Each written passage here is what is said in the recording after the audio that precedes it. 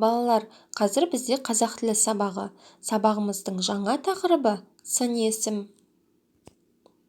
Оқу мақсаты күнделікті өмірде кездесетін жағдаяттарға байланысты сөйлеу мәдениетін сақтап, диалогке қатысу, мұғалімнің көмегімен мәтіннің тақырыбы мен негізгі ойды анықтау, бас әріп пен кіші әріптің биіктігі мен мөлшерін сақтап, оларды байланыстырып көлбеу және таза жазу, дара және күрделі зат есім, сын есімдерді, етістіктерді анықтау. Балалар, бүгінгі жаңа тақырыбымызға байланысты видеороликке назар аударыңдар.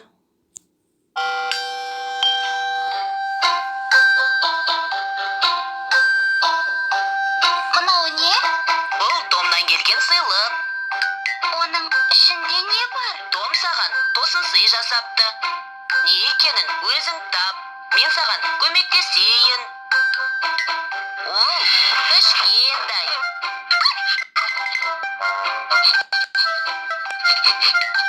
Бұл күшік пе? Бұл енді сенің күшігің. Ол қандай екен? Менің күшігім кішкентай. Тісі ала, жүні жұмсақ және сондай ақылды. Көрдің бе? Бұл сөздер қандай деген сұраққа жауап береді. Яғни олар сын есімдер. Сын есім заттың түсін, көлемін, салмағын, дәмін, пішінін білдіретін сөздер сын есім деп аталады. Сын есімдерге қандай, қай деген сұрақтар қойылады. Заттың түрін, түсін, сапасын білдіретін сөздерді сын есім деп атаймыз. Сын есімдерге қандай, қай деген сұрақтар қойылады. Мысалы, сұлу, жақсы, таза, қоңыр, тағы да басқа сөздер жатады.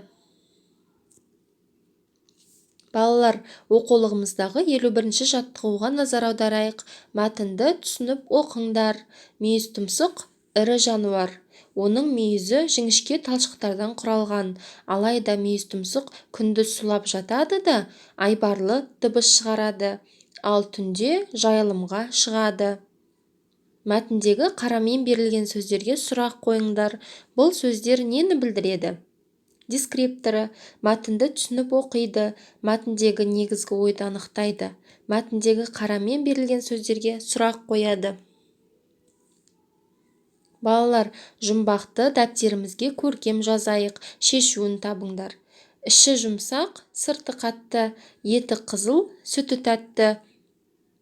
Қанеки балалар, ойланып көріңдерші, жұмбақтың жауабы қандай?